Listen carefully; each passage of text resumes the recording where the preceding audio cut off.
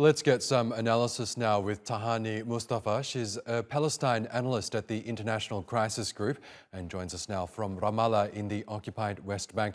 Really good to have you with us, Detainee. Tell us, what impact will Khader Adnan's death have on the conditions of Palestinian prisoners in Israel? Because we know they're under appalling conditions, many of them without charge. So what effect will Adnan's passing have on that situation? Well, at the moment, we can only expect it to continue to deteriorate. I mean, in the broader context of detention under occupation, arrest without any charge for indeterminate periods of time is one of Israel's favored tools for population control here. And, we've seen many more Palestinians being put through this system. And for some prisoners, similar to Adnan, it's become a revolving door, being put in and out of the system over the years. Conditions of Israeli prisons for Palestinian prisoners were already below internationally recognized legal standards, and under the current far-right Israeli government, we can only expect that to continue to deteriorate. Yes, and according to international law, an occupying state is prohibited from transferring and holding prisoners outside the occupied territory, but Israel does this with a number of prisoners within its own borders. And Israel has faced a lot of criticism from human rights groups in terms of how it treats its Palestinian prisoners. Why are they continuing to do this with impunity? I mean, there's absolutely no pressure on Israel. There is no cost to its occupation.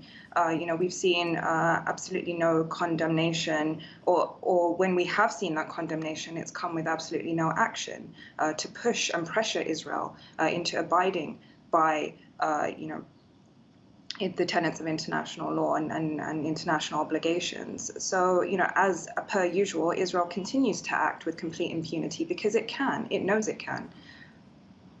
Yes, now we know for Israel's part, it says that it did offer Adnan medical treatment which he refused.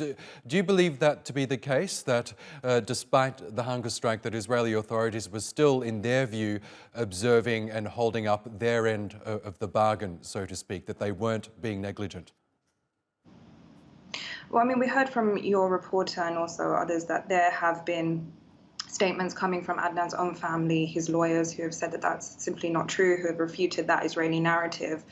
But it also goes back to the way that Israel tends to selectively, put out its narrative. I mean, the fact that Adnan was being held, again, without any charge, without trial, without any proof or evidence for why he was being held in the first place has been completely eclipsed in this entire in this entire context or instance. The reason for his hunger strike was precisely that, is because he has been put in and out of this system of administrative detention without any charge, without any trial for the last over 12 years. We're almost talking about since 2011. And that has been his act of resistance. Israel is notorious for doing just that, for hunger striking prisoners. There have been numerous cases where they have denied them sufficient medical attention, and not just those under hunger strike. Generally speaking, Palestinian prisoners are denied the very basics, like sufficient medical attention when they need it. This is not an isolated incident at all.